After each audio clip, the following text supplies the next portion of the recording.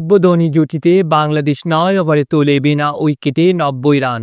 আরব আমিরাত বাংলাদেশের চেয়ে এক কাঠি সরেস।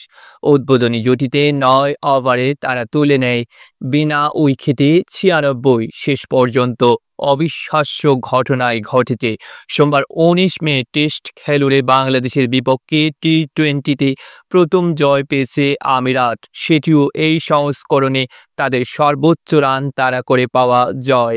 এক বল হাতে রেখে ২ উইকেটের এই জয়ে অবশ্য বাংলাদেশেরও অবদান বেশি। জয়ের জন্য শেষ ২ ওভারে ২৯ রান দরকার ছিল আমিরাতের। শরীফুল ১৯তম ওভারে ১ উইকেট নিলেও ১৭ রান দেওয়ায় শেষ ওভারে ১২ রান দরকার পড়ে স্বাগতিকদের।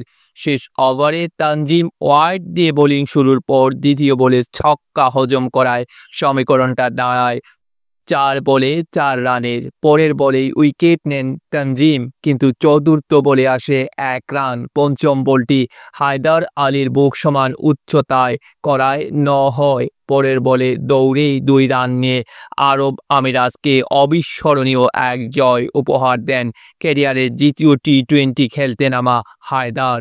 তার স্কোর ৬ বলে ১৫। দ্বিতীয় রানটা নিতে গিয়ে আমিরাতের ২ ব্যাটসম্যান যেমন দ্বিধায় ভুগেছেন, তেমনি ফিল্ডার তাওহিদ হৃদয় দেরি করেছেন থ্রো করতে। অথচ সময় মতো থ্রোটা করতে পারলে রান আউটও হতে পারতেন হায়দার।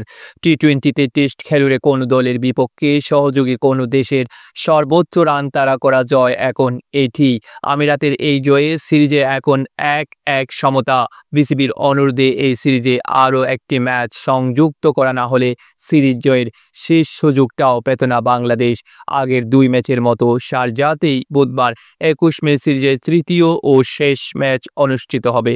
সিরিজের প্রথম ম্যাচে পারভেজ হোসেনের সেঞ্চুরির পরও ২০০ করতে পারেনি বাংলাদেশ। দ্বিতীয় ম্যাচে আবার বাংলাদেশ ২০০-র দেখা পেলেও সর্বোচ্চ ৫৯ রান এসেছে তানজিদের ব্যাট থেকে।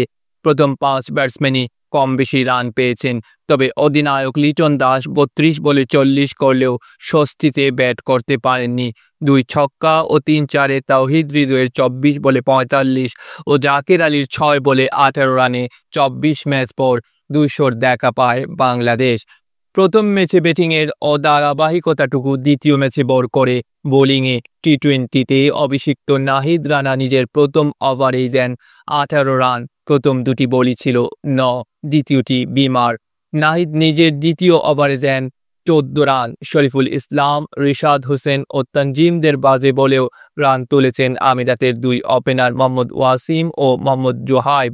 ৩৮ রান করা জোহাইবকে ১১তম ওভারের প্রথম বলে স্পিনার তানভীর ফিরিয়ে দেওয়ার পর ধীরে ধীরে ম্যাচে ফিরেছিল বাংলাদেশ। রিশাদের করা পরের ওভারে রাহুল চোপড়াকে হারায় আমিরাত। ১৪তম ওভারে তানজিম ২০ রান দেওয়ায় জয়ের জন্য শেষ ৬ ওভারে ৬০ রান দরকার ছিল আমিরাতের।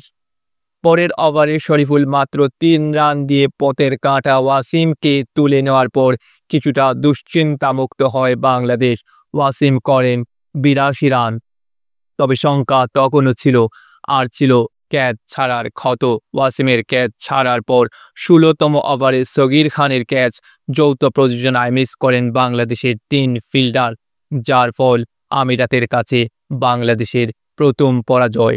ডেস্ক রিপোর্টস, আধুনিক কাগজ।